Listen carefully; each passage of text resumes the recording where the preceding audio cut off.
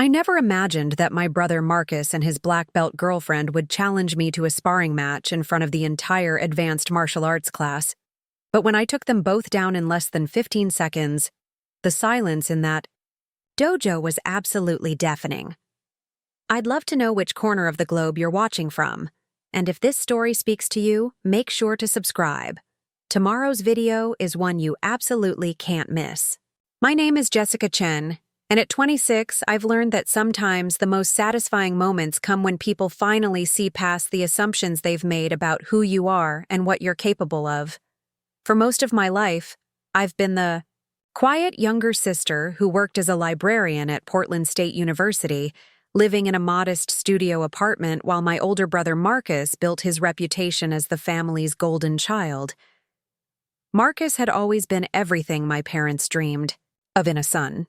At 29, he was a successful corporate lawyer at one of Portland's most prestigious firms, lived in a downtown penthouse that he loved showing off on social media, and had recently started dating Stephanie Walsh, a woman who seemed to embody everything my family valued in terms of achievement and presentation. Stephanie was a marketing executive at a tech startup, drove a luxury SUV that cost more than I made in 2 years, and most relevantly to this story, held a second-degree black belt in Taekwondo that she had earned at the Cascade Mountain Martial Arts Academy.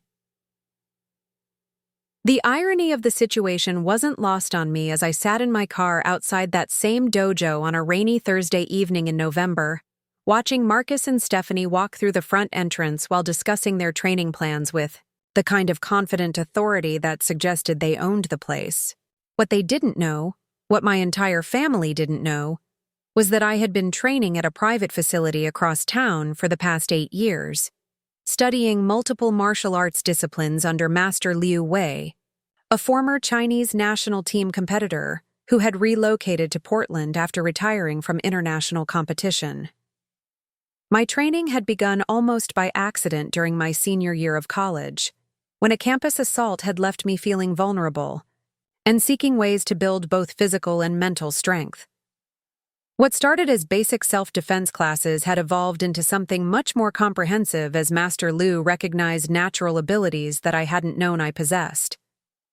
Over the years, my training had expanded to include traditional Chinese martial arts, Brazilian jiu-jitsu, Muay Thai, and combat applications that went far beyond what most commercial dojos taught their recreational students. Master Liu's approach to martial arts emphasized practical effectiveness over ceremonial rankings, which meant that while I had developed skills that would easily qualify for advanced black belt rankings in multiple disciplines, I had never pursued formal belt testing or participated in the kind of competitive tournaments that would have made my abilities visible to my family or the broader martial arts community. My training was private, intensive, and focused on real-world application rather than the demonstration techniques that characterized most commercial martial arts programs. The decision to keep my martial arts training private had been deliberate from the beginning. My family's dynamics had always revolved around Marcus's achievements and his need to be the center of attention at family gatherings. Adding martial arts expertise to my resume would have inevitably led to comparisons, competitions, and the kind of family drama that I preferred to avoid. It was easier to let Marcus maintain his position as the athletic and accomplished sibling, while I pursued my own interests without the pressure of family expectations or sibling rivalry. Master Liu's philosophy had reinforced my preference for discretion about my capabilities. He often spoke about the wisdom of appearing unremarkable while maintaining exceptional preparedness, a concept that aligned perfectly with my natural inclination toward privacy and my desire to avoid the kind of attention that Marcus seemed to crave. The strongest fighters, Master Liu would say, are often those who never need to prove their strength because their confidence comes from internal knowledge rather than external validation. The situation that had led to this evening's confrontation had been building for months, ever since Marcus had begun training at Cascade Mountain and started bringing Stephanie to family gatherings where she would inevitably demonstrate her Taekwondo techniques and discuss her martial arts achievements with the kind of detailed expertise that impressed my parents and positioned her as another accomplished addition to Marcus's collection of impressive credentials. During these family demonstrations, I had watched Stephanie's techniques with the analytical eye that 8 years of intensive training had developed, noting the gaps in her practical application skills and the difference between her tournament-focused training and the combat-effective methods that Master Liu had taught me. Her techniques were clean and precise according to traditional Taekwondo standards, but they relied heavily on distance management and point-scoring strategies that would be less effective in real confrontational situations. Marcus's own martial arts journey had begun just 6 months earlier, when he had decided that martial arts training would be an impressive addition to his personal brand and a way to bond with Stephanie over shared interests. His approach to training reflected his personality in every way, focused on visible progress, eager to advance through ranking systems, and always ready to discuss his latest achievements with anyone who would listen. The family dynamics around martial arts had become increasingly uncomfortable as Marcus and Stephanie began treating me with the kind of gentle condescension that people reserve for family members they consider less capable or accomplished. During recent family dinners, their conversations had been filled with detailed explanations of martial arts concepts, training methodologies, and philosophical principles that they assumed I couldn't understand or appreciate given my apparent lack of experience in these areas. The condescension had reached a peak during my parents' anniversary dinner 2 weeks earlier, when Marcus had suggested that I might benefit from joining them at Cascade Mountain for some basic self-defense classes. "Jessica's always been more of a bookworm than an athlete," he had explained to Stephanie with the kind of protective concern that masked his assumption about my physical capabilities. "But I think she'd benefit from learning some basic techniques for personal safety, especially living alone in the city." Stephanie had enthusiastically supported this suggestion, offering to personally guide me through beginner-level training and ensure that I didn't feel overwhelmed by joining a martial arts program without any previous experience. Her tone had been genuinely helpful, but it was also informed by assumptions about my physical abilities and martial arts knowledge that were completely incorrect. The offer had been presented as generous mentorship from experienced practitioners to a family member who needed guidance in areas where she had no expertise. I had politely declined their offer, explaining that my work schedule and personal commitments made it difficult to commit to regular training sessions. The explanation had been technically accurate but deliberately incomplete, as I was already training 4 times per week with Master Liu, and had no desire to join a commercial dojo where my actual abilities might become apparent to Marcus and Stephanie. However, my polite refusal had apparently been interpreted as evidence that I was intimidated by the physical demands of martial arts training or concerned about my ability to keep up with more experienced students. Marcus had continued bringing up the subject at subsequent family gatherings, always with the same tone of gentle encouragement that suggested he was trying to help me overcome personal limitations that prevented me from pursuing physical fitness and self-defense training. The situation had escalated last weekend during a family barbecue at my parents' house, where Marcus and Stephanie had given an impromptu demonstration of their training techniques for the extended family. Their performance had been impressive by recreational standards, showcasing the kind of synchronized techniques and form-perfect movements that characterized competitive Taekwondo training. The demonstration had concluded with Marcus explaining how martial arts training had improved his confidence, physical fitness, and mental discipline, while Stephanie had discussed the importance of self-defense skills for personal safety and empowerment. Their presentation had been well received by our family members, who had praised their dedication to training and their impressive technical abilities. During the demonstration, my Uncle Robert had jokingly suggested that I should challenge Marcus and Stephanie to a friendly sparring match, given that I was the only family member who hadn't expressed admiration for their skills. The comment had been made in the spirit of family teasing, but Marcus's response had revealed his assumptions about the outcome of such a hypothetical confrontation. "I don't think that would be fair to Jessica," Marcus had replied with a laugh that carried undertones of condescension. We've been training seriously for months, and Stephanie has years of experience.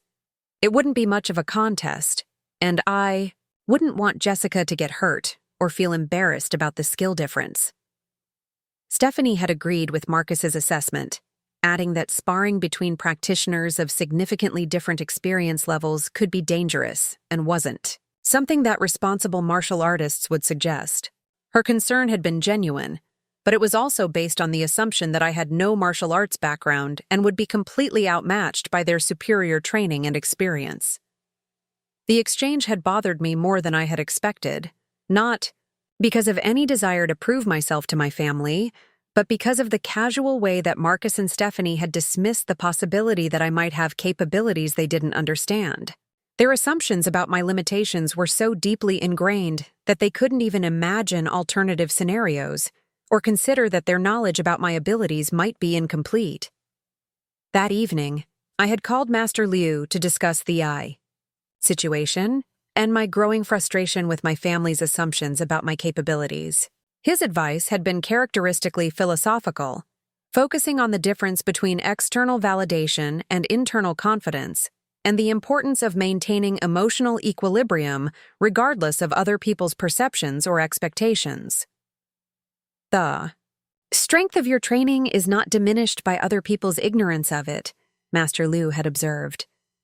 But if this situation continues to create internal conflict, perhaps the time has come to provide clarity about your capabilities.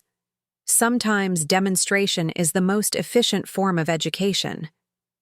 His words had resonated with me throughout the week as I considered whether maintaining my privacy about martial arts training was worth the ongoing discomfort of my family's condescending assumptions. The decision to attend tonight's class at Cascade Mountain had been made impulsively, driven by curiosity about Marcus and Stephanie's actual skill levels and a desire to see firsthand how their training compared to the methods that Master Liu had taught me. I had registered for a trial class using my middle name to avoid immediate recognition, though I suspected that my identity would become apparent once I encountered Marcus and Stephanie in the training environment. The plan had been to observe their techniques, assess their actual capabilities, and satisfy my curiosity about whether their confident demonstrations matched their practical abilities. What I hadn't anticipated was that my presence at the dojo would be interpreted as validation of Marcus's belief that I was finally ready to accept their guidance and begin basic martial arts training under their supervision. When I entered the dojo and signed in for the evening's advanced class, both Marcus and Stephanie had immediately approached me with expressions of pleased surprise and what appeared to be genuine excitement about my decision to join them. A lot of love and effort went into bringing this story to life. If you're enjoying it, we'd be so grateful if you'd subscribe to our channel. Now back to where we left off. "Jessica, this is fantastic," Marcus had exclaimed, his tone carrying the kind of enthusiastic approval that suggested he felt personally responsible for my decision to begin martial arts training. "I knew you'd eventually realize how beneficial this could be for you. Stephanie and I are going to make sure you have the best possible introduction to martial arts." Stephanie had been equally enthusiastic about my presence, immediately offering to partner with me during basic technique practice and ensure that I didn't feel overwhelmed by training alongside more experienced students. Her offer had been genuinely generous, but it was also informed by assumptions about my skill level that would soon be proven dramatically incorrect. The advanced class that evening had been structured around practical sparring applications, with students paired according to experience levels for controlled combat exercises designed to test technique effectiveness under pressure. Master Kim, the head instructor at Cascade Mountain, had welcomed me to the class while noting that advanced sparring required certain safety precautions and skill demonstrations before new students could participate in full contact exercises. The preliminary assessment that followed had been my first opportunity to display techniques that hinted at my actual training level. When Master Kim asked me to demonstrate basic stances and movement patterns, I had performed them with the kind of precision and fluidity that indicated significant previous training, though I had deliberately selected techniques that were common, across multiple martial arts disciplines, rather than showcasing the more specialized skills that Master Liu had taught me. Marcus and Stephanie had watched my preliminary demonstration with expressions that shifted from pleased surprise to confusion, as they recognized that my movements indicated far more experience than they had expected. The quality of my technique execution and the natural way I moved through complex combinations suggested training that went well beyond basic self-defense classes or recreational martial arts exposure.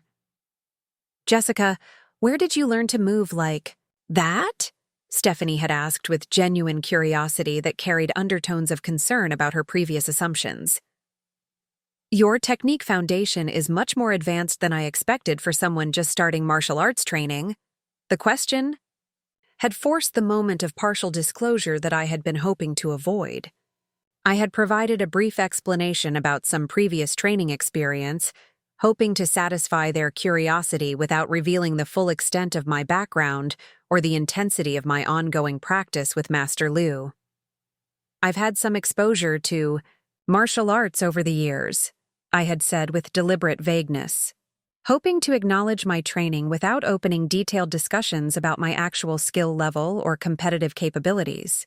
"Nothing as formal as what you've been doing here, but enough to understand basic concepts and movements."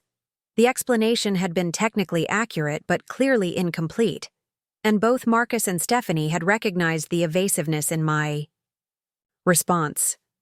However, their assumptions about my limitations were so deeply ingrained that they had interpreted my obvious skill as evidence of natural talent rather than extensive training, which allowed them to maintain their belief that they possessed superior experience and knowledge.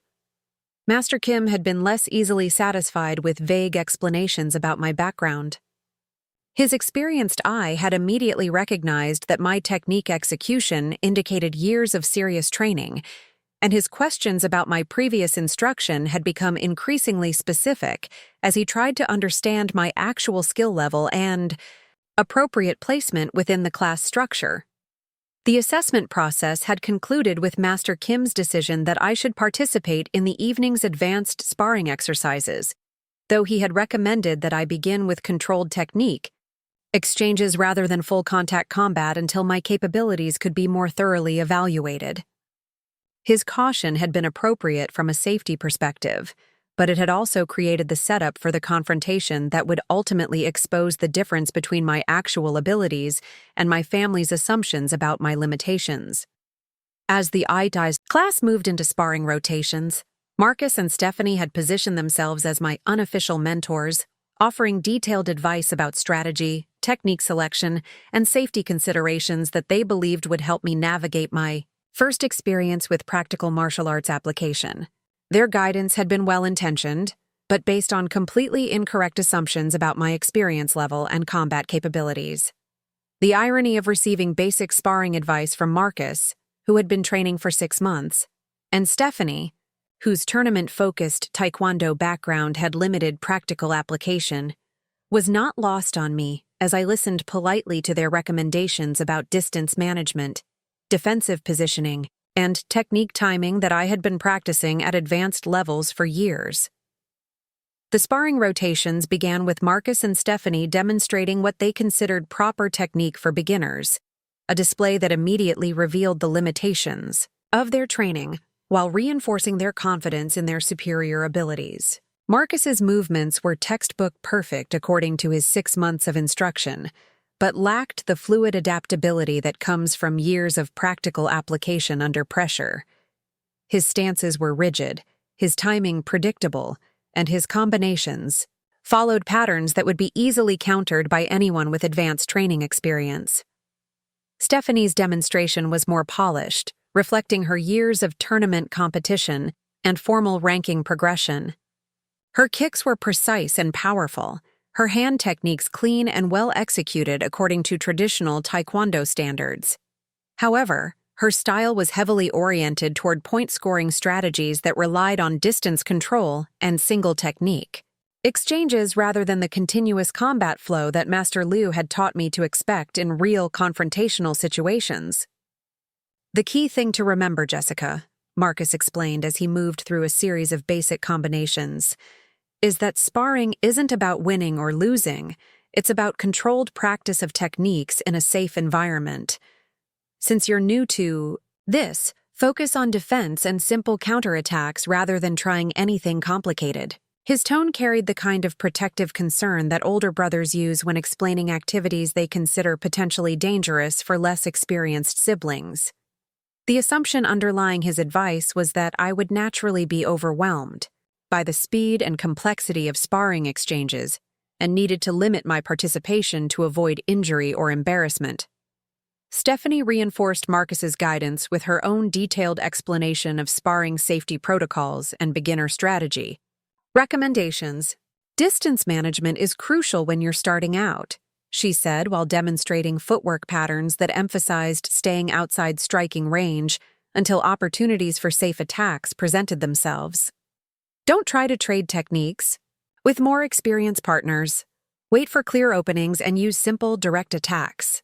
Her advice was tactically sound for recreational sparring between students of different experience levels, but it was also based on the assumption that I would be completely outmatched by anyone with a formal training background. The strategic limitations she was recommending would actually put me at a disadvantage against opponents who might try to exploit my supposedly defensive mindset.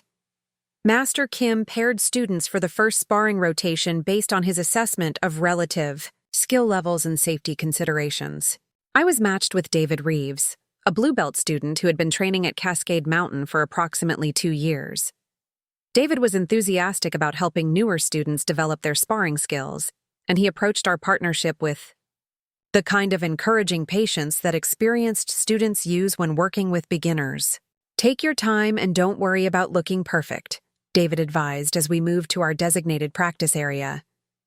Everyone starts somewhere, and the most important thing is learning to stay calm under pressure.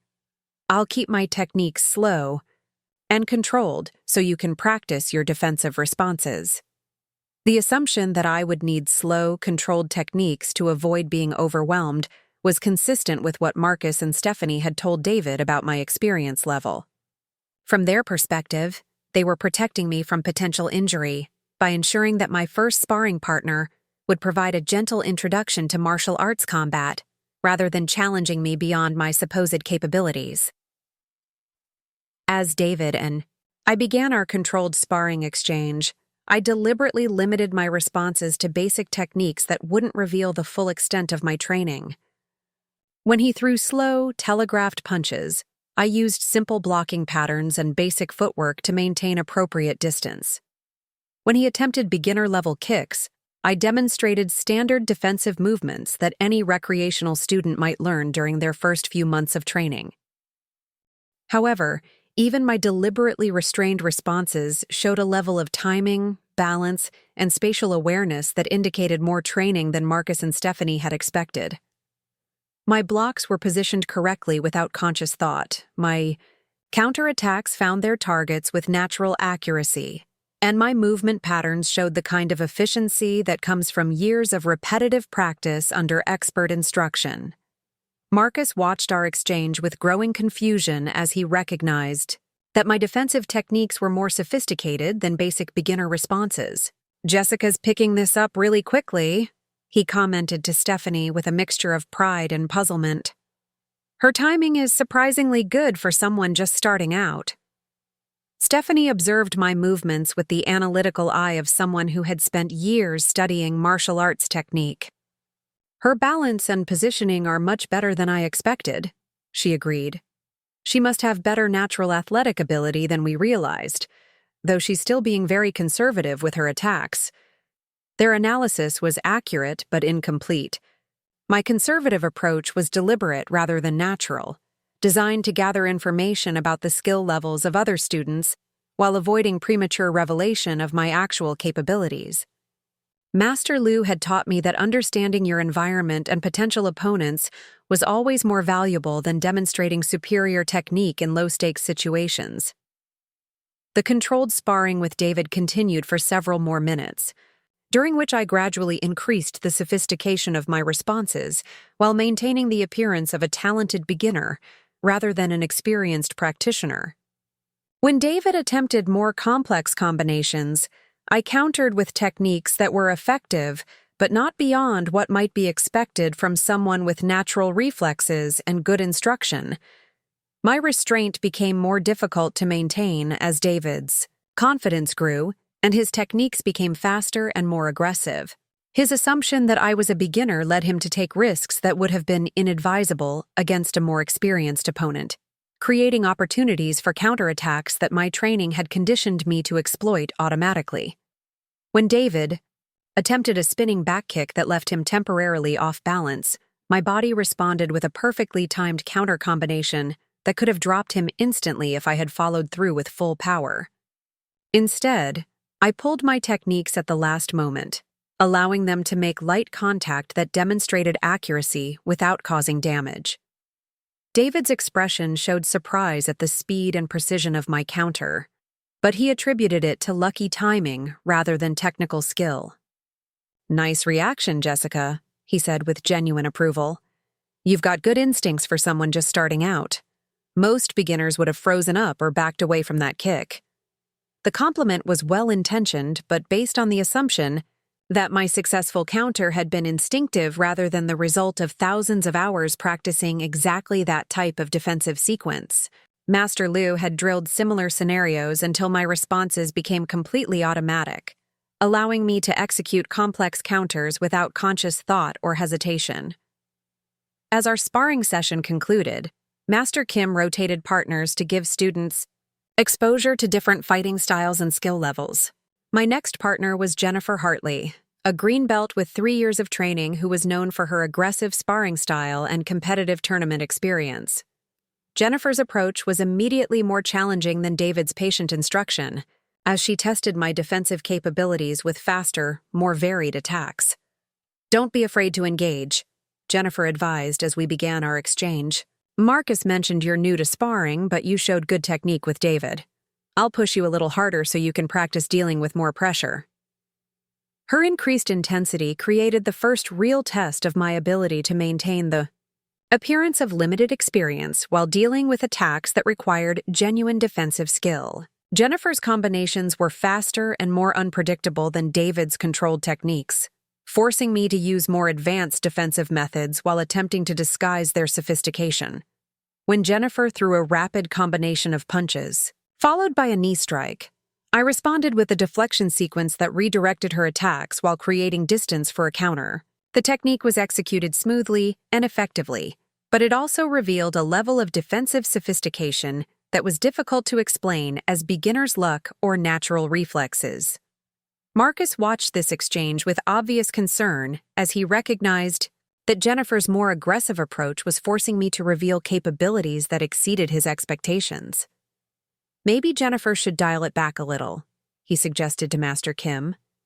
"Jessica's doing well, but I don't want her to get overwhelmed by too much intensity too quickly." His protective intervention was motivated by genuine concern for my safety, but it was also based on his assumption that I was operating at the edge of my capabilities and might be injured if the sparring became more challenging. From his perspective, he was being a responsible older brother by ensuring that my introduction to martial arts remained within safe parameters. Master Kim observed our exchange with the experienced eye of someone who had seen thousands of students develop their skills over many years. "Jessica seems to be handling herself quite well," he replied diplomatically, "but we'll monitor the intensity to ensure everyone stays within appropriate safety margins." His response suggested that he was beginning to suspect that my actual skill level was higher than Marcus and Stephanie had indicated, but he was being cautious about making assumptions without more concrete evidence.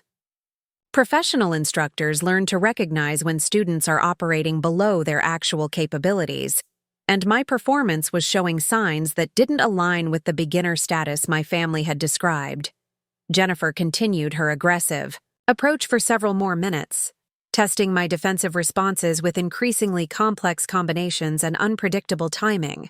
Her techniques were well executed and would have challenged most recreational students, but they followed patterns that Master Liu had taught me to recognize and counter through years of advanced training.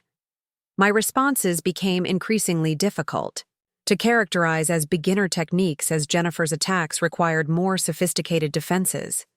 When she attempted a high-low combination followed by a takedown attempt, I used a series of defensive movements that not only neutralized her attacks, but created clear opportunities for devastating counters that I chose not to exploit. The restraint, required to avoid revealing my full capabilities, was becoming physically and mentally taxing, as my trained responses conflicted with my conscious decision to maintain the appearance of limited experience. Master Lu had conditioned me to follow through on successful defensive sequences with immediate counterattacks, and suppressing these automatic responses required constant conscious effort. Stephanie watched my defensive performance with growing amazement, and something that might have been concerned about her previous assessments of my abilities. "Jessica, where did you learn to move like that?" she asked during a brief break between sparring rounds. "Your defensive positioning is much more advanced than basic self-defense training would provide." The question forced another moment of evasion as I tried to acknowledge my training without revealing its true extent. "I've been interested in martial arts for a while, and may have picked up more than I realized from various sources," I replied vaguely, hoping to satisfy her curiosity without opening detailed discussions about Master Lu or my years of intensive training. My explanation was clearly inadequate from Stephanie's perspective, as someone with an extensive martial arts background who could recognize the difference between casual exposure and serious training. Her expression showed that she was beginning to suspect that my supposed beginner status might not accurately represent my actual capabilities. Marcus approached our conversation with his own questions about my unexpected defensive skills. "Jessica, I'm really impressed with how you're handling yourself out there," he said with a mixture of pride and confusion. "But I'm starting to think you might have more martial arts background than you've mentioned to the family. Some of your responses are much too sophisticated for someone just starting out." His observation was accurate, but put me in an increasingly difficult position regarding how much information to reveal about my training with Master Lu. The gap between my demonstrated abilities and my claimed experience level was becoming too obvious to explain away with casual references to natural talent or basic instruction. Before I could formulate another evasive response, Master Kim announced the final sparring rotation of the evening, which would pair students based on their performance during the previous exercises. The implication was that stronger performers would be matched together for more challenging exchanges, while beginners would continue working on basic skills with appropriate partners. "Jessica, your defensive work has been impressive tonight," Master Kim announced as he organized the final pairings. "I'd like to see how you handle yourself against some of our more experienced students.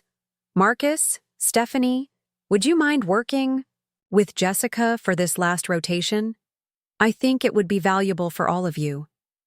The suggestion created the exact confrontation that I had been hoping to avoid, while simultaneously providing the opportunity to finally demonstrate the difference between my actual abilities and my family's assumptions about my limitations. Marcus and Stephanie immediately agreed to the pairing, confident in their superior experience and eager to provide guidance during what they expected would be a challenging but educational experience for me. "This will be perfect," Stephanie said with enthusiasm that carried undertones of confidence about the outcome.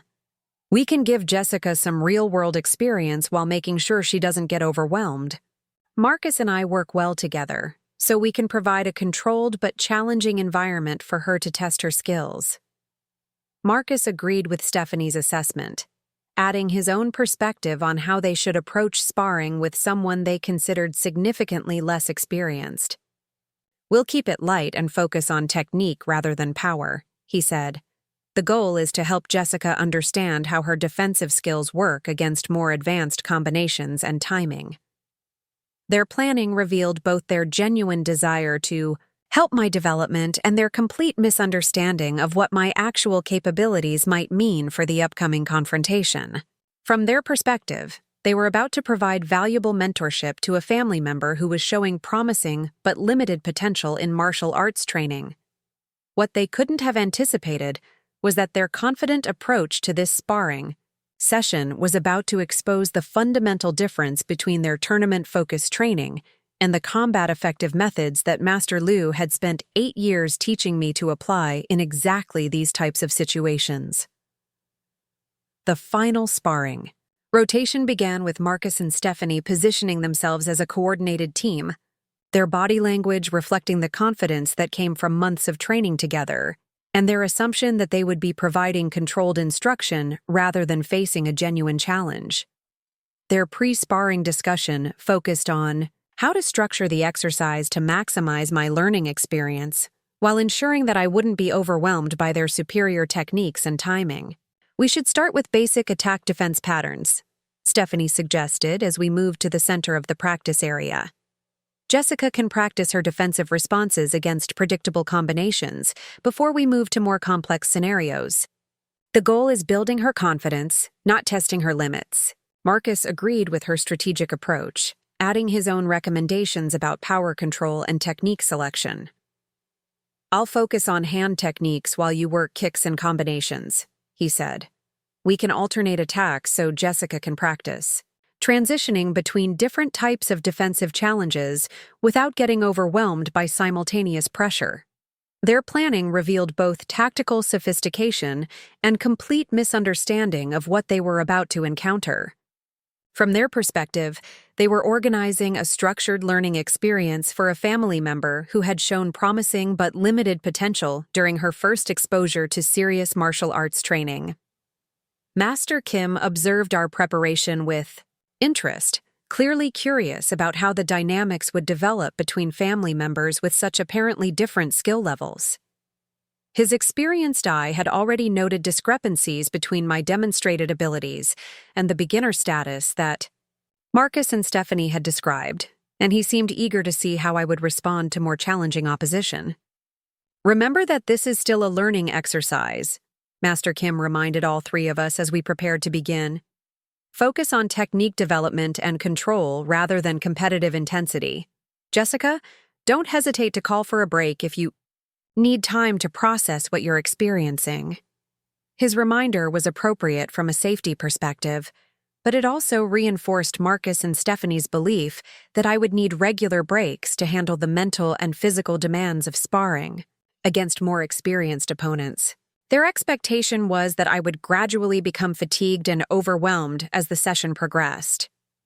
The sparring began with Marcus throwing slow, controlled punches designed to test my basic defensive responses without creating genuine threat or pressure. His techniques were textbook perfect but telegraphed in ways that made them easy to read and counter. My responses were deliberately limited to standard blocking patterns and simple footwork, though even these basic techniques showed a level of precision and timing that continued to surprise both my opponents. "Good defensive positioning," Marcus commented approvingly as I neutralized his initial combinations. "You're staying calm under pressure and making smart choices about distance management. That's exactly what you want to focus on as you develop your sparring skills." His encouragement was genuine, but based on the assumption that my successful defenses represented the upper limits of my capabilities, rather than deliberately restrained responses to attacks that posed no real challenge. The gap between his perception and reality was about to become much more apparent as the intensity gradually increased. Stephanie entered the rotation with kicks that were faster and more complex than Marcus's hand techniques, testing my ability to defend against multiple angles and timing simultaneously. Her tournament background was evident in the precision of her techniques, though her approach remained predictably patterned according to point-scoring strategies that prioritized clean execution over unpredictable application. When Stephanie threw a sequence of high kicks followed by hand techniques, I responded with defensive movements that not only neutralized her attacks, but created clear opportunities for counterstrikes that would have ended the exchange decisively if I had chosen to exploit them. Instead, I limited my responses to light contact that demonstrated accuracy without revealing the power and speed I was capable of generating. "Impressive reactions, Jessica," Stephanie said with genuine surprise as she recognized the sophistication of my defensive work. "Your timing is much better than I expected for someone new to sparring." You're reading my techniques and responding appropriately without panicking or backing away." Her compliment reflected growing recognition that my performance was exceeding the parameters they had established for a beginner-level training session. However, their confidence in their superior experience prevented them from considering that my abilities might actually match or exceed their own. The sparring continued with Marcus and Stephanie alternating attacks in patterns designed to gradually increase complexity while maintaining control over the pace and intensity. Their coordination was smooth and professional, reflecting their months of training together and their shared understanding of how to structure progressive skill development exercises. However, their predictable rotation patterns and telegraphed combinations were creating opportunities for counterattacks that became increasingly difficult for me to ignore. Master Lu's training had conditioned me to exploit exactly these types of tactical openings, and suppressing my automatic responses required constant conscious effort that was becoming mentally exhausting. When Marcus attempted a combination that left his guard down for a split second, my body began executing a counter sequence that would have connected with devastating effect before my conscious mind could override the trained response. I managed to pull the technique at the last moment, allowing it to make light contact rather than full impact, but the speed and precision of my movement was impossible to disguise as anything other than advanced training. Marcus stepped back, with an expression of shock as he processed what had just happened. The counter I had attempted was executed with professional-level timing and accuracy, reaching its target before he could react or adjust his defensive position. Only my deliberate restraint had prevented the technique from landing with full force. "Jessica, what was that?" Marcus asked with a mixture of amazement and concern. "That counter came out of nowhere. I didn't even see it starting until it was already hitting me. Where did you learn to move that fast?" His question forced another moment of evasion as I tried to explain away the obvious sophistication of my technique, without revealing the years of intensive training that had made such responses automatic. "I guess I got lucky with the timing," I replied unconvincingly, knowing that anyone with martial arts experience would recognize the inadequacy of that explanation. Stephanie watched our exchange with growing suspicion as she analyzed what she had just witnessed. Her tournament background had exposed her to high-level technique execution, and she could clearly distinguish between lucky accidents and trained responses. My counter had demonstrated the kind of precision and timing that required years of practice to develop. "Jessica, that wasn't luck," Stephanie said with the kind of analytical certainty that characterized her approach to martial arts evaluation. "That was a perfectly executed counter combination with professional-level timing. I've seen that exact sequence in advanced competitions, and it's not something that someone learns accidentally or picks up from casual training." Her assessment was accurate and put me in an increasingly difficult position regarding how much longer I could maintain the fiction of limited experience. The gap between my demonstrated abilities and my claimed background was becoming too obvious to explain away with references to natural talent or beginner's luck. Master Kim approached our group with obvious interest in the technical exchange he had just observed. His experienced eye had immediately recognized the sophistication of my counter and the implications for my actual skill level. "Jessica, that was exceptional technique," he said with professional appreciation. "The timing and execution were at an advanced level that suggests significant previous training. Have you studied martial arts extensively before joining us tonight?" The direct question from a professional instructor made continued evasion impossible without outright deception. I found myself forced to acknowledge some level of previous training while still attempting to maintain discretion about the full extent of my background with Master Lu. "I have had some martial arts instruction over the years," I admitted carefully, hoping to provide sufficient information to explain my abilities without opening detailed discussions about my training history. "Perhaps more than I initially mentioned when I registered for tonight's class." The partial disclosure satisfied no one while confirming everyone's growing suspicions that my supposed beginner status was completely inaccurate. Marcus and Stephanie exchanged glances that reflected both confusion about my previous evasions and concern about what my actual capabilities might mean for their assumption of superior experience and knowledge. "Some instructions?" Marcus repeated, with the kind of pointed emphasis that indicated he was no longer satisfied with vague explanations. "Jessica, that counter you just threw was at a level that requires years of serious training. Some instruction doesn't explain techniques like that." His persistence was creating the exact confrontation I had hoped to avoid, but his competitive nature and need to understand family dynamics wouldn't allow him to accept explanations that didn't align with what he had just witnessed. The foundation of his assumed superiority was being challenged by evidence that couldn't be dismissed or minimized. Stephanie supported Marcus's demand for more complete information with her own analysis of my technique execution. "The defensive work you've shown tonight, combined with that counter, suggests training at an intermediate to advanced level," she said, with the kind of professional assessment that drew on her years of tournament experience.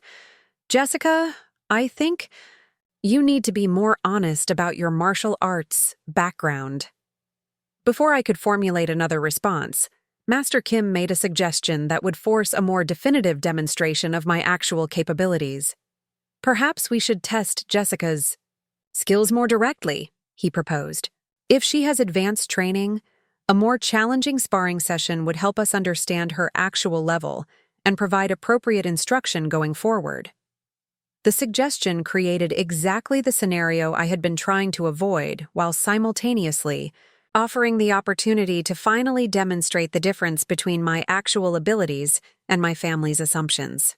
Marcus and Stephanie immediately supported Master Kim's proposal, confident that a more intensive sparring session would either reveal the limits of my abilities or confirm that my impressive moments had been isolated incidents rather than evidence of comprehensive skill.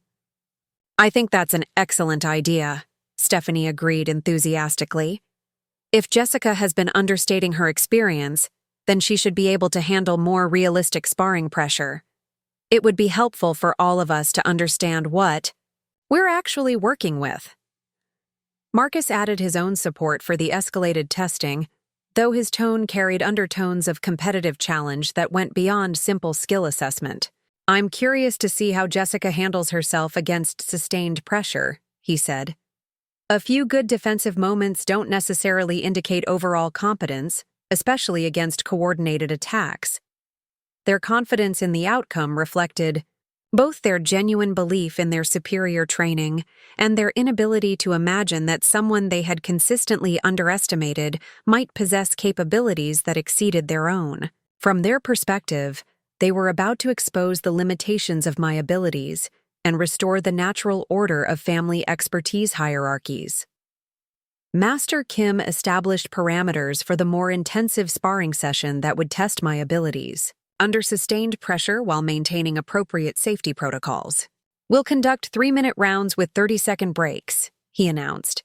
"Jessica will face both Marcus and Stephanie simultaneously, which will test her ability to handle multiple opponents and complex tactical scenarios."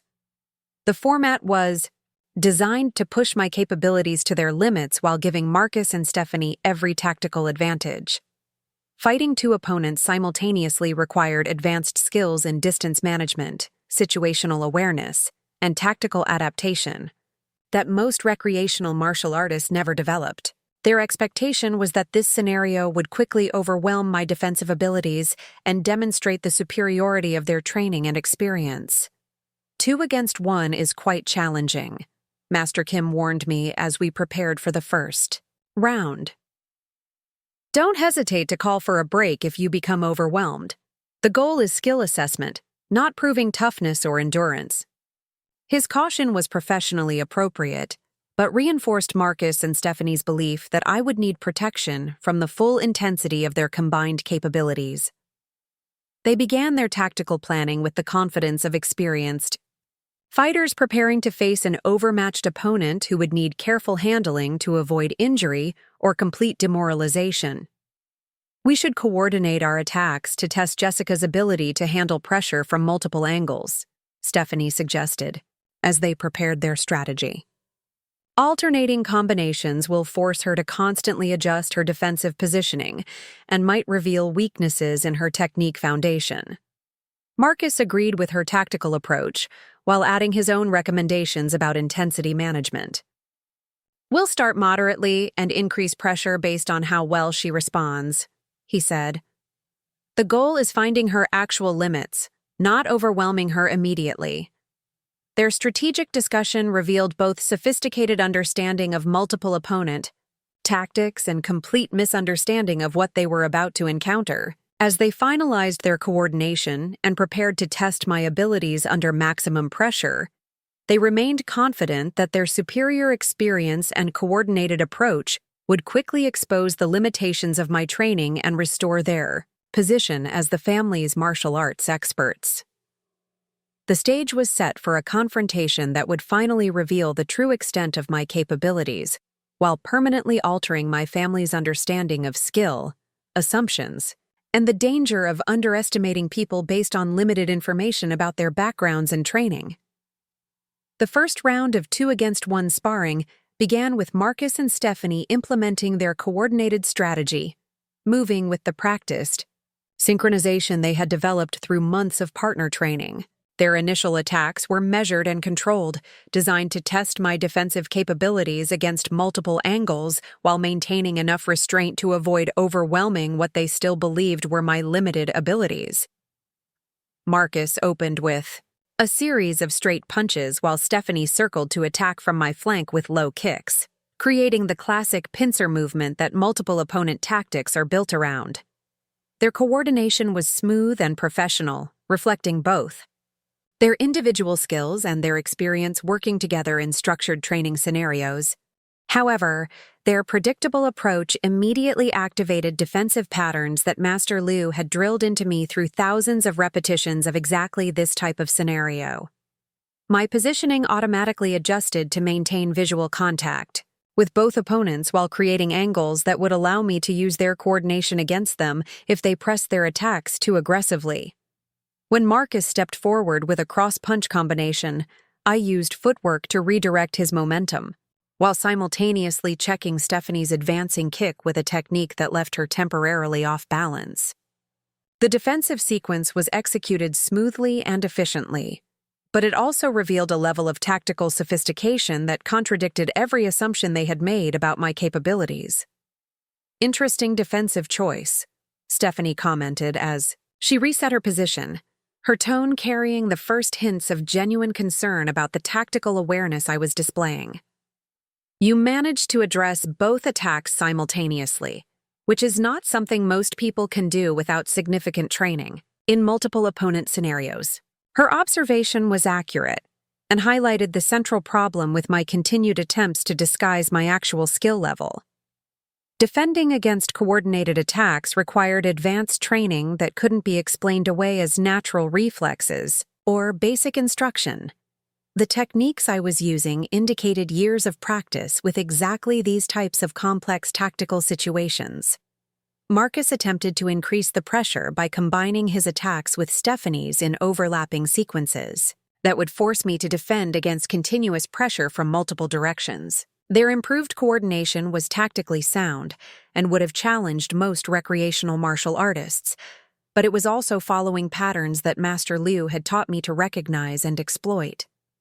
When they attempted a synchronized attack, with Marcus throwing high punches while Stephanie targeted my legs with sweeping kicks, I responded with a defensive combination that not only neutralized both attacks, but created clear counter-striking opportunities against each opponent. My movement placed me in position to strike Marcus with an elbow, while simultaneously targeting Stephanie with a knee, though I pulled both techniques to avoid causing actual damage.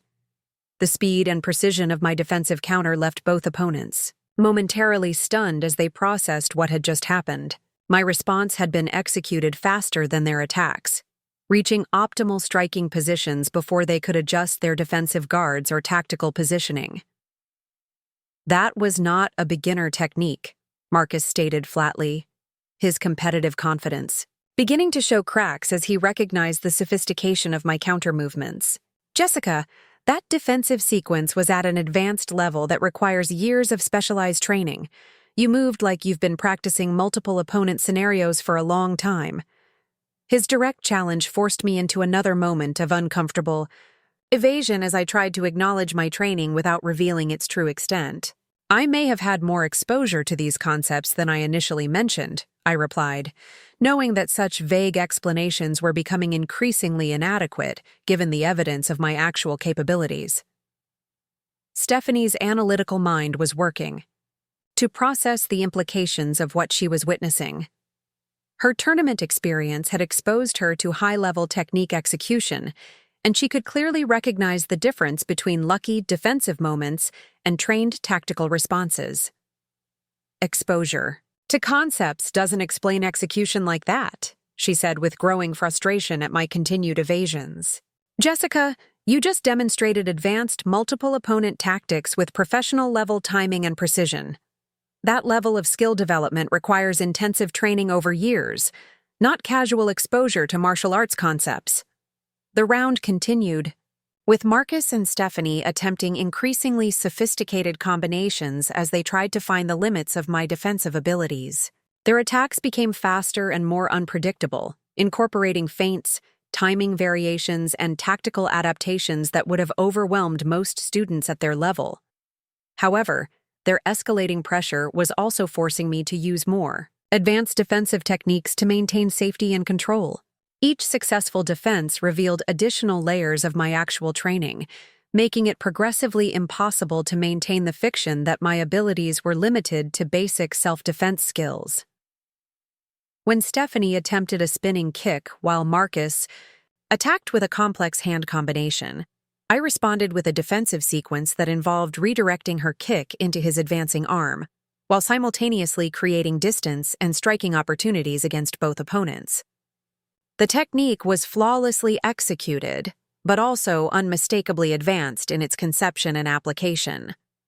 Master Kim watched this exchange with obvious fascination, clearly recognizing that my defensive work was operating at a level that exceeded what most of his advanced students could accomplish.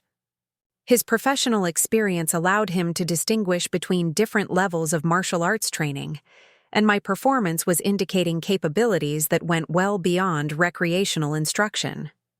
Jessica, your defensive technique is exceptional, Master Kim observed during a brief break between combinations.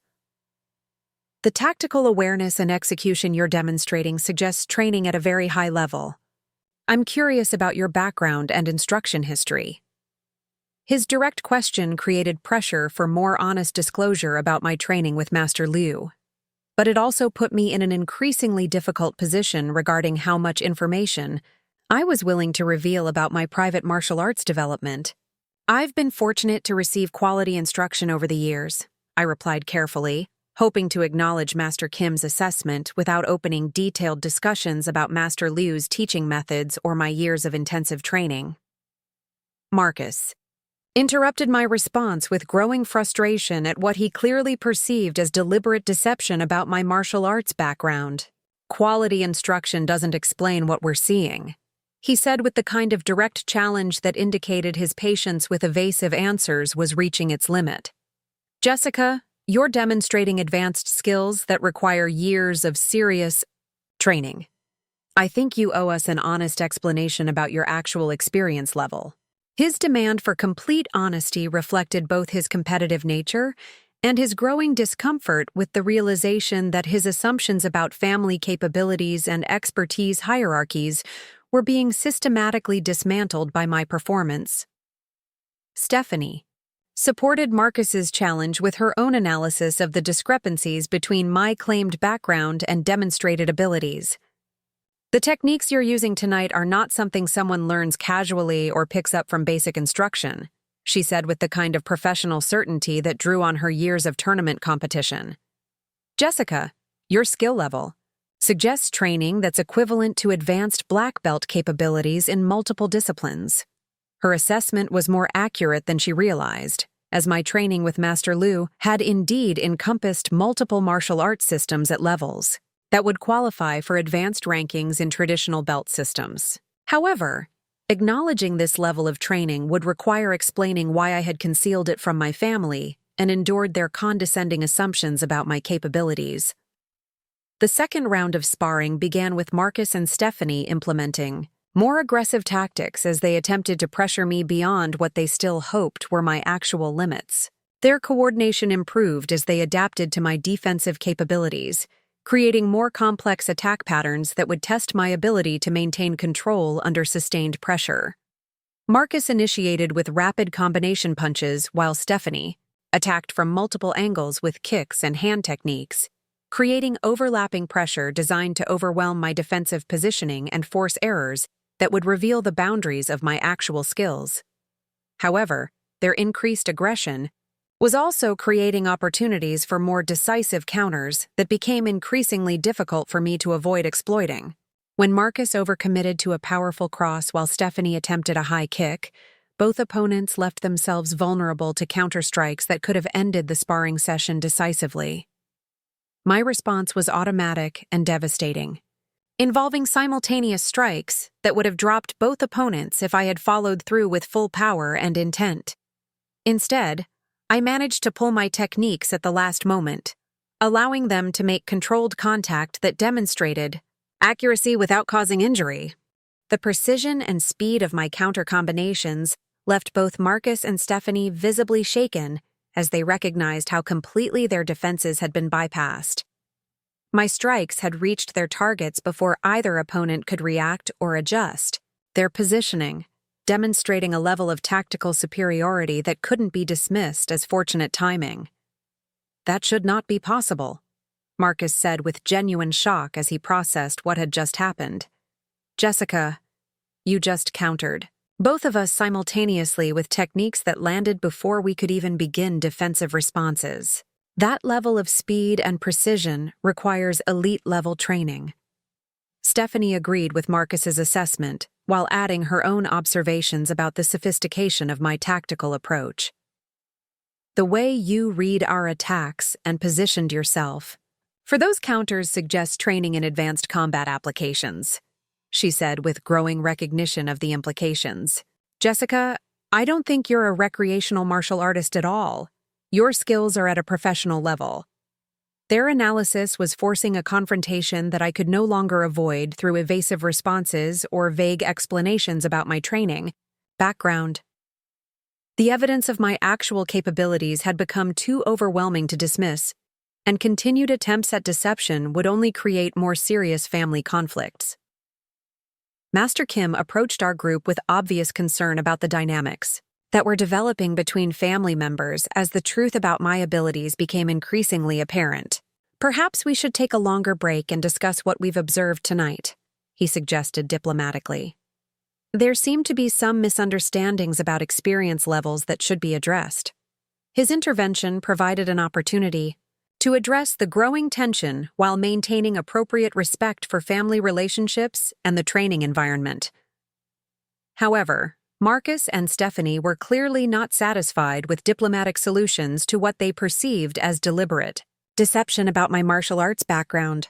"Master Kim, I think my sister has been deliberately misleading us about her training and experience," Marcus said with the kind of direct accusation that indicated his frustration had overcome his usual diplomatic approach to family conflicts. "The skills she's demonstrating tonight are at an advanced level that requires years of serious instruction, and she's been allowing us to treat her like a beginner while knowing she had superior capabilities." Stephanie supported Marcus's accusation with her own analysis of my behavior throughout the evening. "Jessica has been deliberately restraining herself while letting us provide instruction and guidance that she clearly didn't need," she said with growing anger at what she perceived as calculated deception. "Her performance tonight proves that she's been hiding advanced martial arts training from the family." The confrontation was escalating beyond technical discussions about skill levels into personal accusations about honesty and family relationships. My continued attempts to maintain privacy about my training with Master Liu were being interpreted as deliberate deception, designed to embarrass Marcus and Stephanie by allowing them to reveal their assumptions about my capabilities. "I think we need to have a completely honest conversation about Jessica's actual martial arts background," Marcus continued, his tone carrying the kind of authoritative weight that he typically used in professional negotiations. The evidence suggests training at a level that equals or exceeds our own, and I want to understand why she's been concealing this from the family. The demand for complete disclosure was creating the exact scenario I had hoped to avoid by maintaining discretion about my training. However, the gap between my demonstrated abilities and my claimed background had become too obvious to explain away with continued evasions or partial truths. As the tension in the room reached a breaking point, Master Kim made a suggestion that would force a definitive demonstration of my actual capabilities while providing a structured framework for resolving the family conflict that was developing. Perhaps the most direct approach would be a formal skills assessment, he proposed. If Jessica has advanced training, a comprehensive demonstration would clarify her actual level while addressing the questions that have arisen tonight. The Gira suggestion created exactly the scenario that would force me to choose between continued deception and full revelation of the 8 years of intensive training that had prepared me for exactly this type of confrontation. Master Kim's suggestion for a formal skills assessment created a moment of absolute silence in the dojo as everyone processed the implications of what he was proposing. The idea of a comprehensive demonstration would force me to either reveal the full extent of my training or admit to deliberate deception about my capabilities. There was no middle ground that would satisfy the questions that had been raised about my actual skill level. I think that's an excellent idea, Marcus said immediately, his tone carrying both challenge and anticipation. A formal assessment would settle this question definitively and help us understand what we're actually dealing with regarding Jessica's martial arts background. Stephanie agreed with equal enthusiasm, clearly confident that any comprehensive evaluation would either expose the limits of my abilities or confirm that her analysis of my advanced technique was accurate. If Jessica has been understating her experience, then she should be comfortable demonstrating her actual capabilities, she said. A skills assessment would benefit everyone by establishing a clear understanding of experience levels. The consensus around formal evaluation left me with no viable option for continued evasion. My family's competitive natures and need for clear answers meant that any attempt to decline the assessment would be interpreted as admission that my abilities were limited to the isolated moments of advanced technique they had witnessed during sparring. What exactly would a formal skills assessment involve?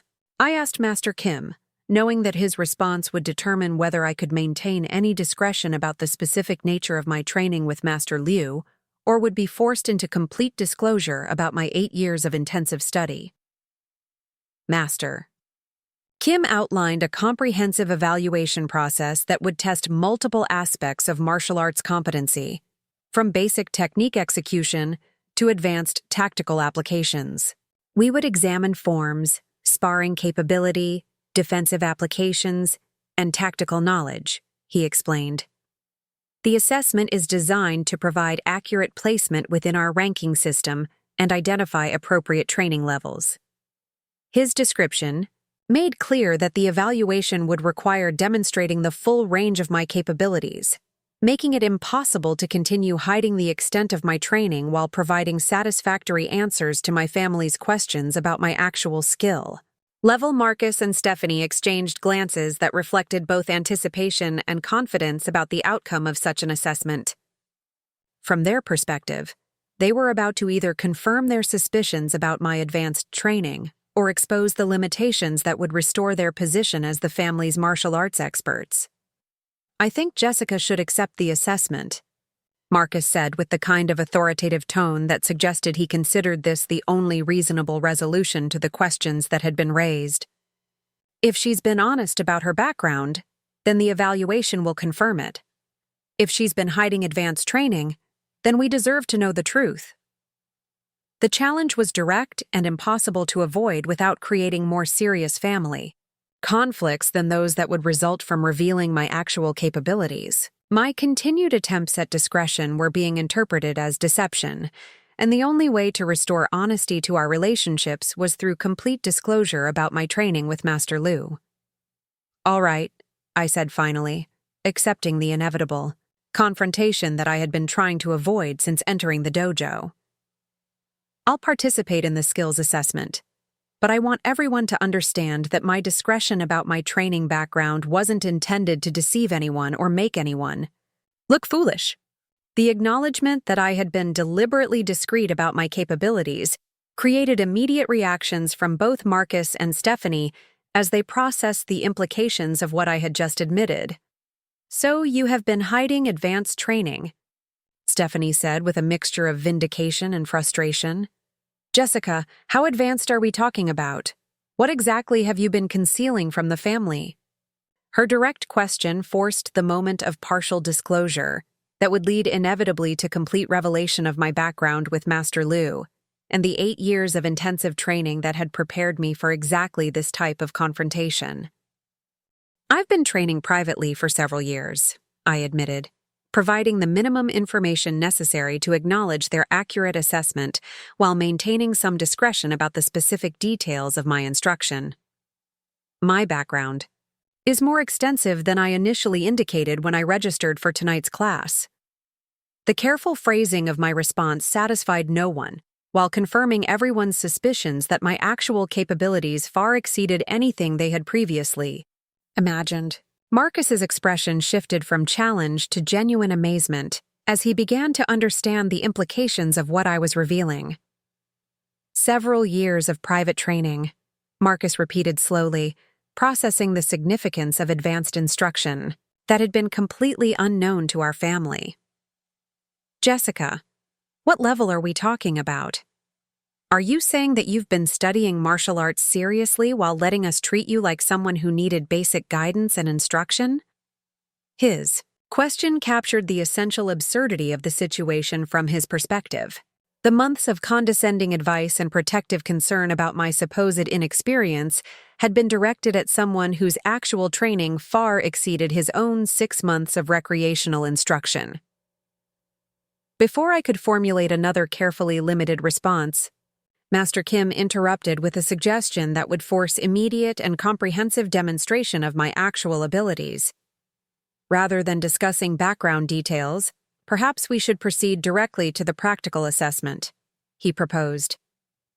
"Jessica's actual skill level will become apparent through demonstration more clearly than through continued conversation."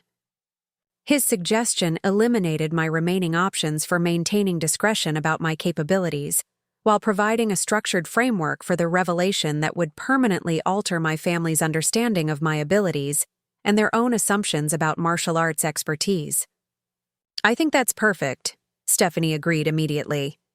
"Actions speak louder than words, and Jessica's actual technique will tell us everything we need to know about her training background and current skill level." Master Kim began organizing the assessment with the systematic approach that characterized his professional instruction methods. "We'll start with forms to evaluate technical foundation, then move to practical applications and tactical scenarios," he announced.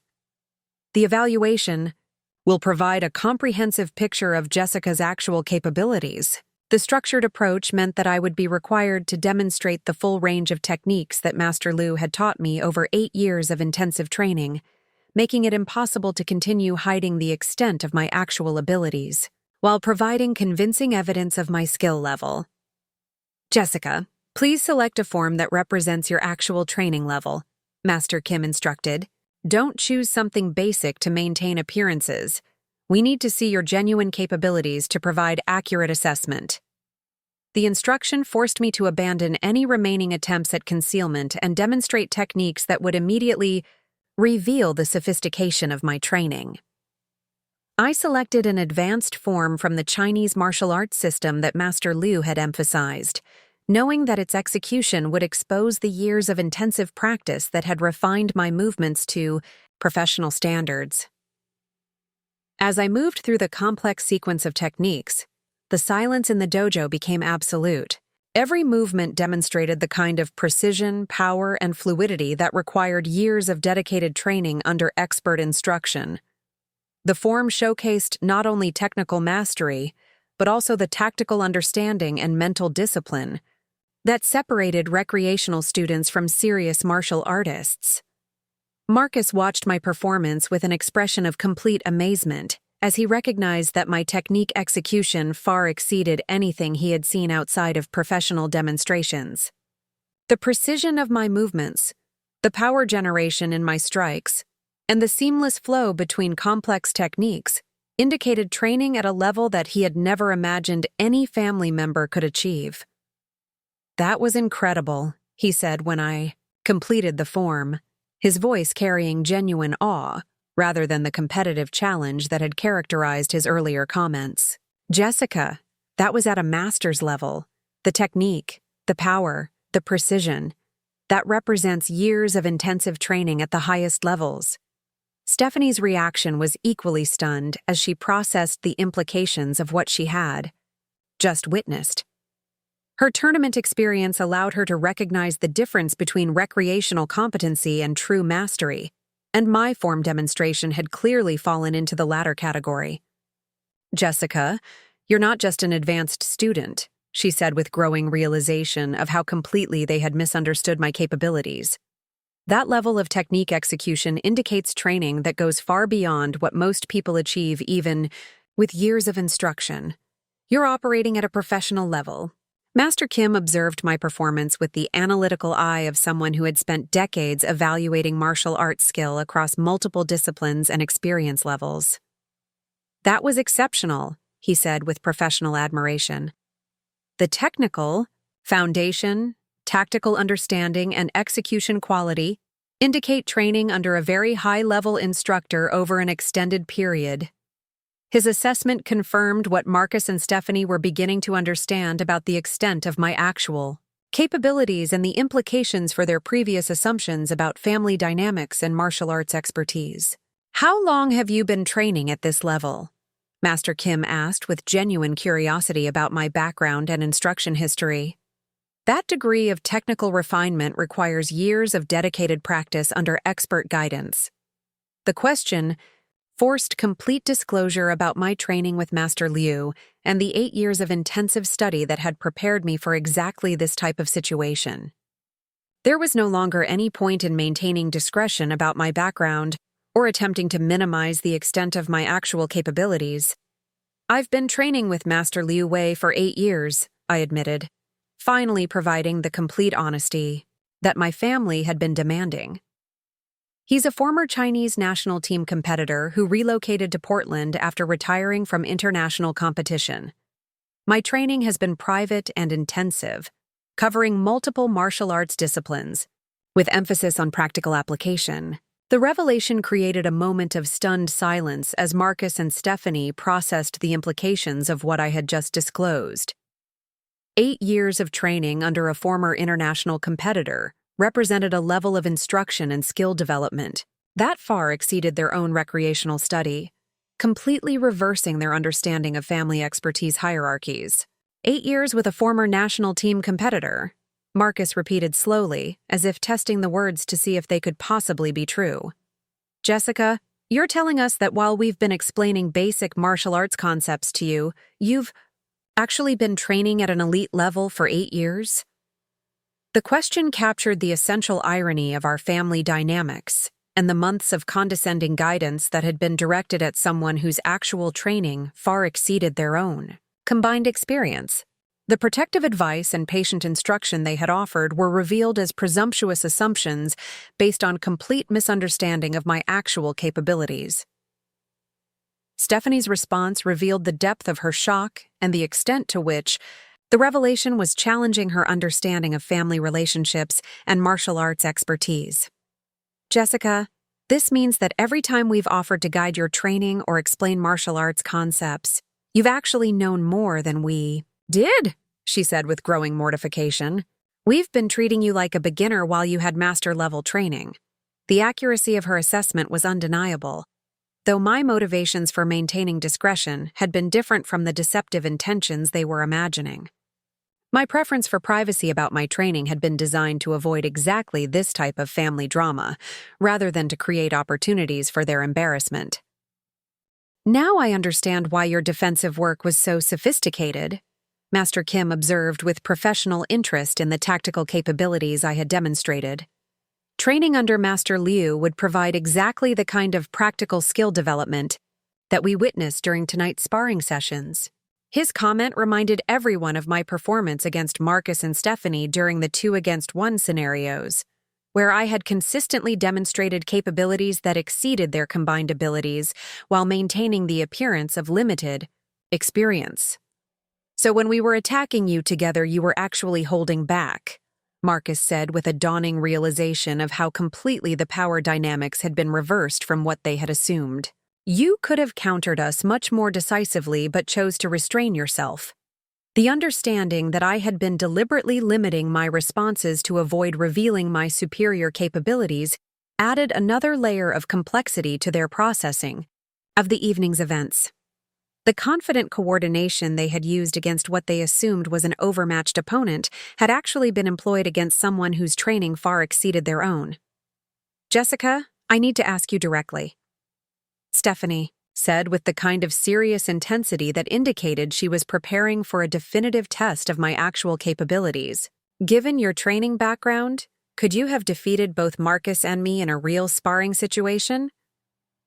The question forced the moment of complete honesty that would finally resolve all the assumptions and challenges that had been building throughout the evening. My response would determine whether the family dynamics that had been established over months of martial arts discussions would be permanently transformed or could somehow be preserved despite the revelations about my actual training level. Yes, I replied simply, knowing that anything less than complete honesty would perpetuate the misunderstandings that had created the current situation. My training with Master Liu has prepared me for exactly those types of scenarios. I could have ended our sparring sessions much more decisively if I had chosen to demonstrate my full capabilities. The admission created another moment of absolute silence as everyone processed the complete reversal of everything they had believed about family capabilities and martial arts expertise. The confident assumptions that had characterized Marcus and Stephanie's approach to tonight's training were revealed as fundamentally incorrect, based on incomplete information about my actual background and abilities. The silence that followed. My admission stretched for what felt like minutes as Marcus and Stephanie struggled to process the complete reversal of everything they had believed about our family's martial arts capabilities. Their confident assumptions about superior experience and expertise had been systematically dismantled, replaced by the uncomfortable realization that they had been offering guidance to someone whose training far exceeded their own. Marcus was the first to break the silence, his voice carrying a mixture of amazement and something that might have been respect. Jessica, I don't even know how to process this, he said slowly. For months, I've been treating you like someone who needed protection and guidance in martial arts situations, while you've actually been capable of handling anything that Stephanie and I could present. The acknowledgement represented a fundamental shift in his understanding of family dynamics and his own position within our relationships. Marcus had built much of his recent identity around being the accomplished martial artist who could guide and protect less experienced family members, particularly his quiet librarian sister who seemed to need assistance navigating physical challenges. Stephanie's reaction was more complex, involving both professional admiration for my actual skill level and personal embarrassment about the months of condescending advice she had offered to someone whose training far exceeded her own tournament background. Jessica, I owe you a tremendous apology, she said with genuine mortification evident in her voice. I've been lecturing you about martial arts concepts and offering to guide your training development while you've had access to instruction at a level that I've never even approached. I must have sounded incredibly presumptuous. Her willingness to acknowledge error and express genuine regret demonstrated character depth that I hadn't fully appreciated during her more condescending moments.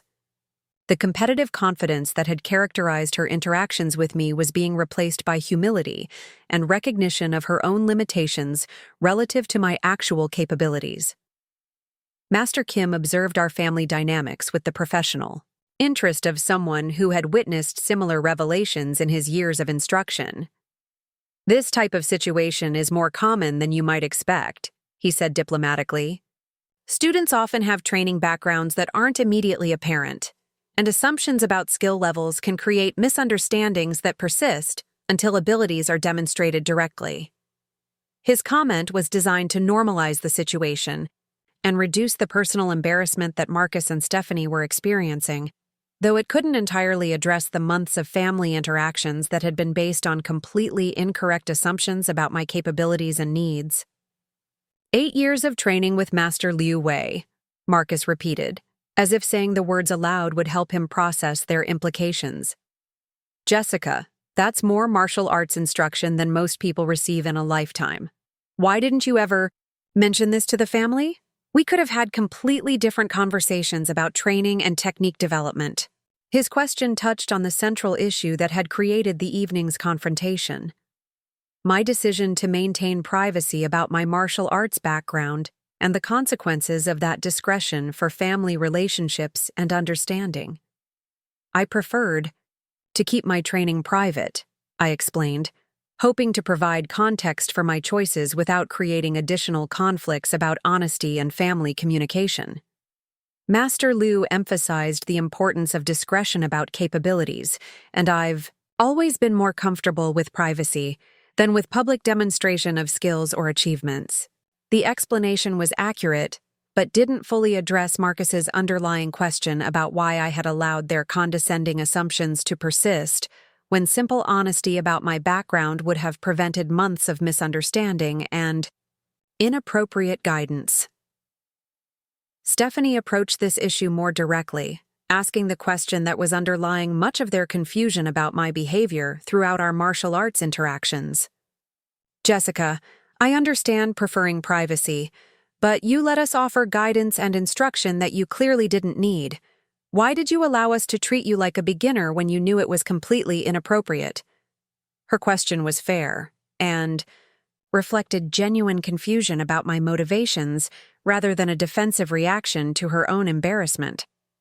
Understanding why I had maintained the pretense of inexperience was important for processing the implications of the evening's revelations and determining how our relationships would evolve going forward. I was trying to avoid exactly this type of situation, I admitted, gesturing to encompass the tension and family conflict that had developed around the revelation of my actual capabilities. I knew that discussing my training would lead to comparisons, competitions, and complicated family dynamics that I preferred to avoid.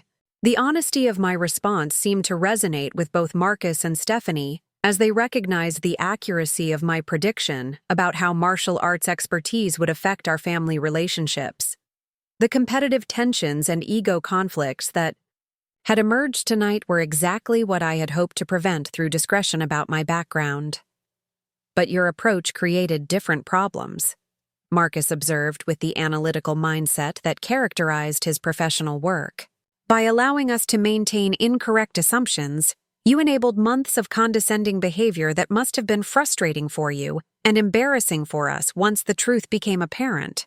His analysis was accurate and highlighted the fundamental challenge with my decision to maintain privacy about significant aspects of my life. While discretion had avoided some conflicts, it had also created others that ultimately proved more difficult to manage than simple honesty might have been. Master Kim made a suggestion that would help address the immediate family tensions while providing a framework for moving forward with clearer understanding of everyone's actual capabilities. Perhaps this situation could become an opportunity for more productive martial arts interactions, he proposed.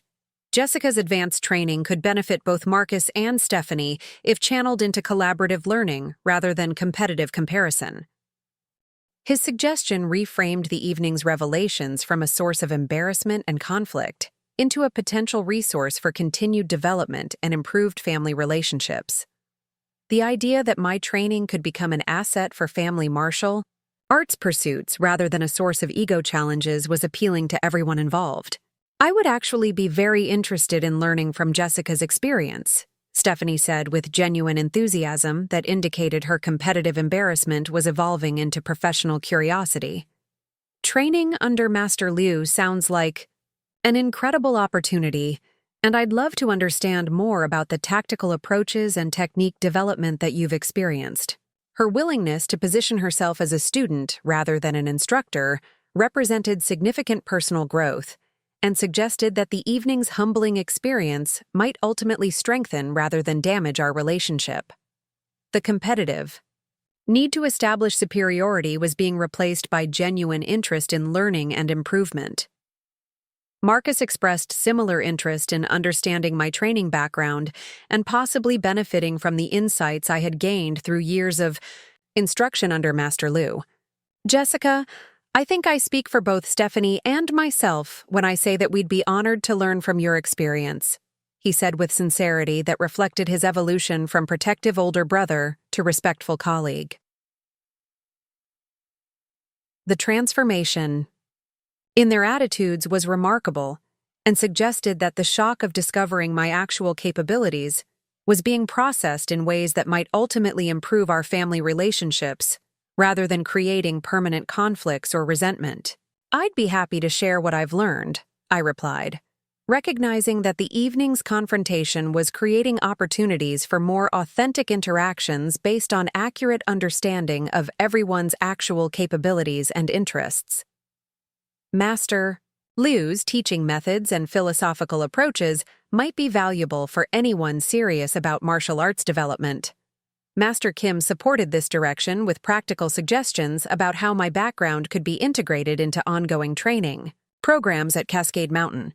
Jessica's experience with multiple disciplines and advanced tactical applications could provide valuable supplemental instruction for our advanced students, he observed. There might be opportunities for guest instruction or specialized workshops. His suggestion indicated professional recognition of my capabilities and offered a framework for translating the evening's revelations into productive outcomes rather than simply processing the embarrassment and family conflicts that had emerged. The conversation that followed focused on practical ways to move forward with accurate understanding of everyone's capabilities, while addressing the relationship challenges that had been created by months of misunderstanding and inappropriate assumptions. I think the most important thing is rebuilding trust through complete honesty going forward, Stephanie said, with the kind of mature perspective that indicated she was processing the evening's events constructively rather than defensively. Jessica, I appreciate that you are trying to avoid family drama, but I hope you'll be more open about your background and capabilities in the future.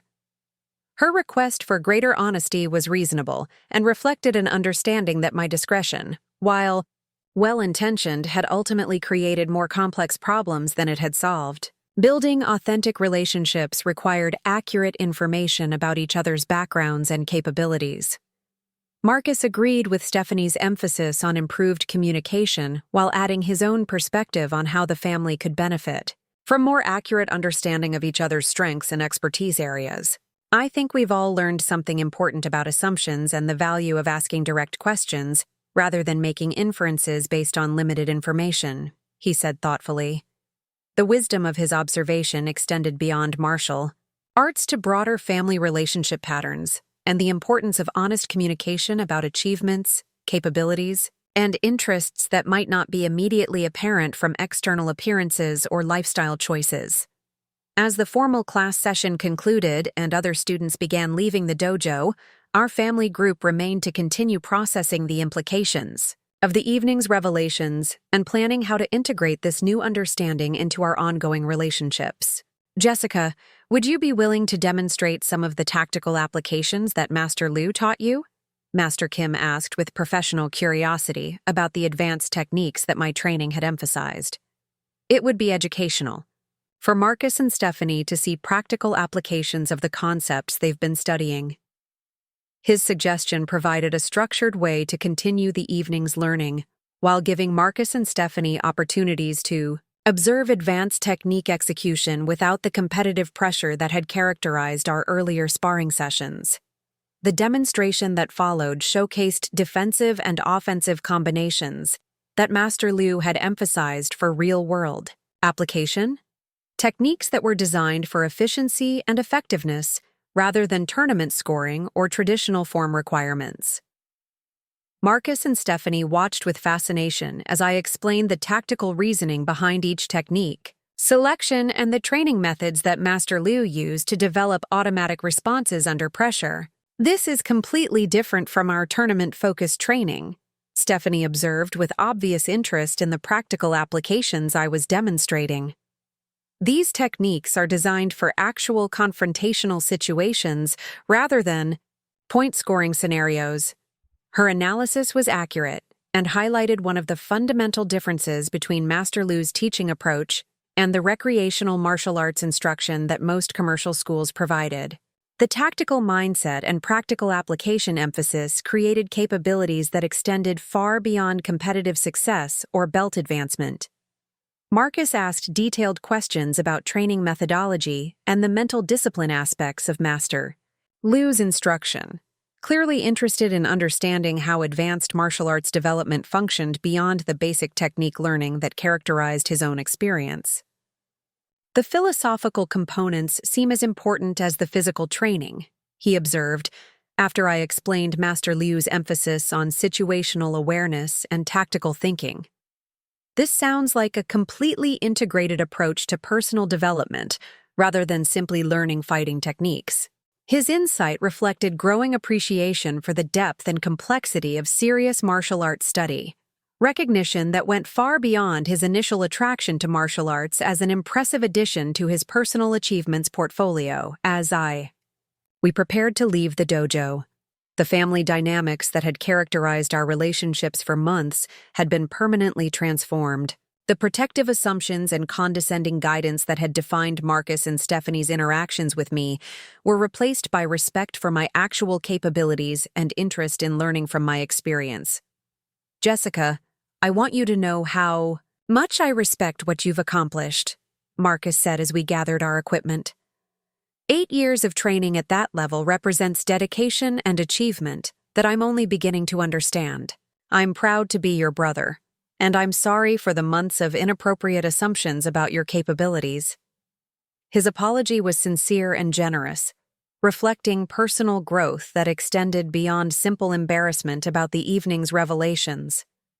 The competitive need to establish himself as the family's martial arts expert was being replaced by appreciation for achievement and expertise, regardless of its source. 6 months after that transformative evening at Cascade Mountain Martial Arts, our family relationships had evolved in ways that none of us could have anticipated when I first walked into that dojo. The revelation of my training with Master Liu had created ripple effects that extended far beyond martial arts, fundamentally changing how we communicated about achievements, assumptions, and the importance of looking beyond surface appearances when evaluating each other's capabilities. Marcus had embraced his new understanding of my background with characteristic intensity, redirecting his competitive nature from establishing superiority to pursuing genuine improvement through collaboration and learning. His training approach at Cascade Mountain had evolved from recreational exercise to serious study, influenced by the tactical concepts and training methodologies that I shared from my years with Master Liu. Jessica's insights about situational awareness have completely changed how I approach sparring, Marcus explained to our parents during a family dinner that had become a regular forum for discussing martial arts development and philosophy. Understanding the mental discipline aspects has made me realize how much depth I was missing in my previous training approach. His transformation from protective older brother to collaborative training partner represented personal growth that extended beyond martial arts into his professional and personal relationships. The humility that had emerged from recognizing his assumptions about my capabilities had made him more thoughtful about similar presumptions in other areas of his life. Stephanie's evolution had been equally dramatic, as her competitive embarrassment transformed into genuine enthusiasm for exploring martial arts concepts beyond her tournament-focused background. She had begun supplemental training with Master Liu, pursuing the practical applications and philosophical depth that my demonstration had revealed as missing elements in her previous instruction. Training with Master Liu has opened completely new perspectives on martial arts that I never knew existed, Stephanie shared with obvious excitement about her expanded understanding. The tactical thinking and real-world applications make tournament techniques seem like just one small aspect of a much larger discipline. Her willingness to position herself as a beginning student under Master Lu's instruction, despite her years of Taekwondo training and competitive success, demonstrated remarkable personal growth and intellectual curiosity that had been masked by her previous need to establish expertise and superiority.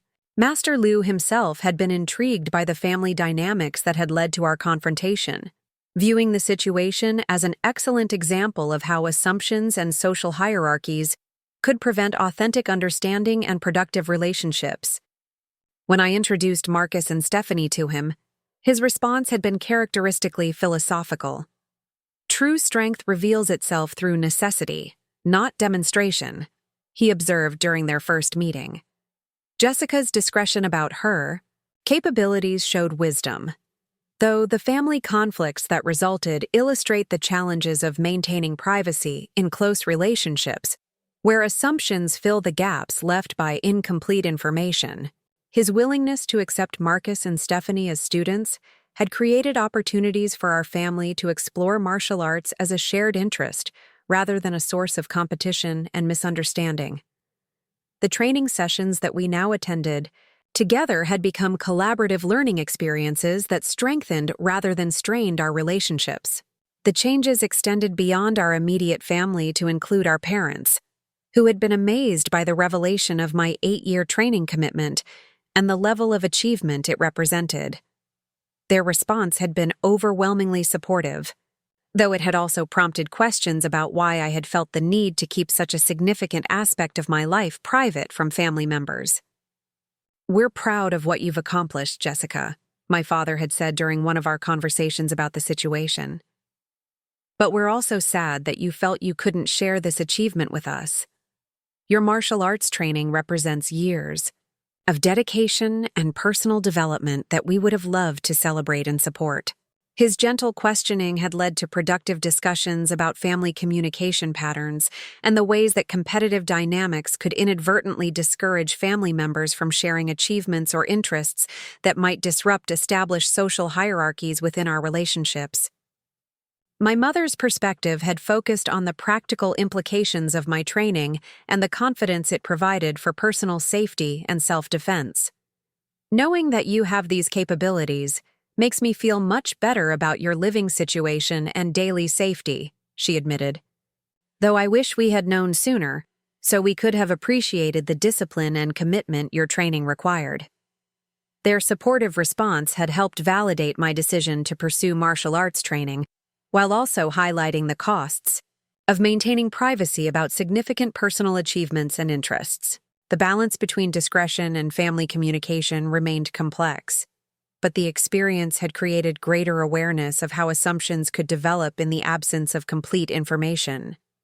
Master Kim at Cascade Mountain had also been affected by the evening's revelations, using our family situation as a teaching example for other students about the importance of accurate assessment and the dangers of making assumptions based on limited observation. My demonstration had led to invitations for guest instruction and specialized workshops that allowed me to share Master Lu's teaching methods with other serious students. "Jessica's background has enriched our program significantly," Master Kim explained to prospective students who were interested in more advanced tactical training.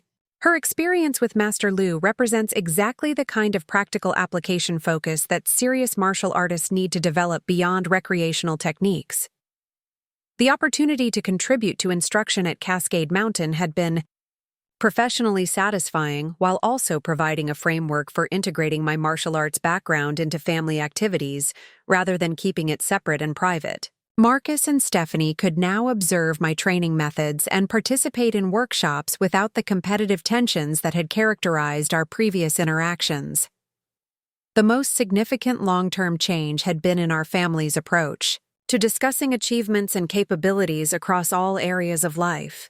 The martial arts revelation had prompted broader conversations about professional accomplishments, personal interests, and individual expertise that family members might not have fully appreciated or understood. Marcus had shared details about his legal specializations and case achievements that he had previously kept private to avoid appearing boastful or competitive within family settings. Stephanie had discussed her marketing strategies and business development successes that demonstrated professional capabilities beyond what her luxury lifestyle displays had suggested. I think we all learned something important about the difference between confidence and arrogance. Stephanie reflected during one of our family discussions about the changes that had emerged from our martial arts confrontation. Jessica's discretion about her capabilities came from genuine humility, while my assumptions about her limitations came from my own need to establish expertise and superiority. Her insight captured one of the essential lessons that had emerged from our experience: the importance of distinguishing between quiet confidence, based on actual competence, and performative expertise designed to establish social position within family or professional relationships. Our parents had begun asking more direct questions about our individual interests and achievements, creating family conversations that were more substantive and authentic than the surface-level updates that had previously characterized our gatherings. The martial arts revelation had demonstrated how much they hadn't known about their children's lives and accomplishments. We realized that we had been accepting general updates rather than asking specific questions about your interests and goals, my father explained. Jessica's martial arts training made us understand how much individual development and achievement might be happening that we weren't aware of or supporting appropriately. The improved family communication had benefits that extended far beyond martial arts, creating opportunities for mutual support and collaboration in professional and personal development areas where our individual expertise could benefit other family members. Marcus had begun consulting with me about conflict resolution strategies that applied Master Lu's tactical thinking to professional negotiations and client management. The situational awareness and strategic planning concepts that characterized martial arts training had practical applications in legal practice that he hadn't previously considered. The mental discipline aspects of your training have been incredibly valuable for high-pressure negotiations, Marcus reported, after applying some of Master Lu's psychological preparation techniques to a challenging case. Understanding how to maintain calm analysis under stress has improved my professional effectiveness significantly. Stephanie had incorporated some of Master Lu's philosophical approaches into her marketing strategies, particularly his emphasis on understanding audiences and adapting presentations based on accurate assessment rather than assumptions about client needs and preferences. The tactical thinking concepts apply directly to business development, she observed. Understanding how to read situations accurately and respond appropriately has improved my success rate with difficult clients and challenging projects. Their professional applications of martial arts concepts had created new areas of shared interest and collaboration that strengthened our family relationships, while demonstrating the broader value of the training that had initially seemed like a purely personal pursuit. The transformation had also affected my own approach to family relationships and personal privacy. While I maintained appreciation for Master Lu's emphasis on discretion about capabilities, the experience had taught me that complete privacy about significant life achievements could create problems that were more complex than the competitive dynamics I had been trying to avoid. Balance between humility and honesty requires careful navigation, Master Lu had observed when I discussed the family situation with him. Your discretion was appropriate, but family relationships benefit from enough transparency to prevent misunderstandings and enable appropriate support for individual development. His guidance had helped me develop more nuanced approaches to sharing personal achievements and capabilities that honored both my preference for privacy and my family's need for accurate understanding of each other's lives and interests. The long-term outcome had been family relationships that were stronger and more authentic than they had been before the martial arts revelation, though the path to that improvement had involved uncomfortable confrontations and ego adjustments for everyone involved. I think the most important thing we learned, Marcus reflected during our most recent family gathering, is that assumptions about each other's limitations or capabilities are almost always wrong in significant ways. Jessica's martial arts training was just the most dramatic example of how much we don't know about each other's individual development and achievements. His observation had become a guiding principle for our ongoing family interactions, encouraging direct questions about interests and accomplishments rather than inferences based on limited information or surface appearances. Stephanie had expressed similar appreciation for the improvements in family communication and understanding that had emerged from our martial arts confrontation. That evening at the dojo was embarrassing at the time, but it led to much better relationships and more genuine respect for each other's individual strengths and expertise, she said. I'm grateful that Jessica finally demonstrated her actual capabilities, even though it revealed how wrong my assumptions had been. As I reflected on the 6 months that had passed since that transformative evening, the most satisfying aspect of the entire experience had been the evolution from family relationships based on assumptions and competitive positioning to connections, founded on accurate understanding and mutual respect for individual achievements and capabilities. The lesson that had emerged from our martial arts confrontation extended far beyond fighting techniques or family dynamics to encompass fundamental questions about how we evaluate and interact with people based on limited information and preconceived notions about their backgrounds and capabilities. Master Liu's final observation about the situation had captured the broader significance of what we had all experienced.